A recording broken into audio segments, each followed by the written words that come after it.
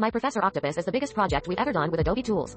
And it benefited from the ease of organizing footage. Thousands of hours were involved. The ease of processing and working with proxy files through dynamic linkage with media encoder. The timeline layout and ability to easily play with different tracks, and the team's focus on user-friendliness, with the ability to transfer raw image files into a program like Lightroom.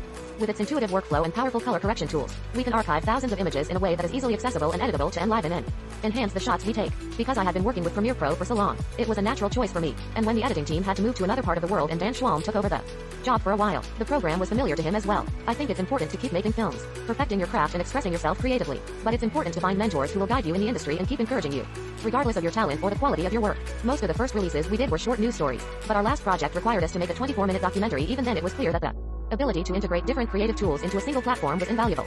Of course, working with proxies and using dynamic links on Media Encoder makes everything much more efficient. The seamless integration and workflow between Adobe tools made it an obvious choice for our work. Although we use Baselight for final grading, we needed to have an idea of what can and can't work in parallel during editing. And it was great to have a quick and easy way to figure it out.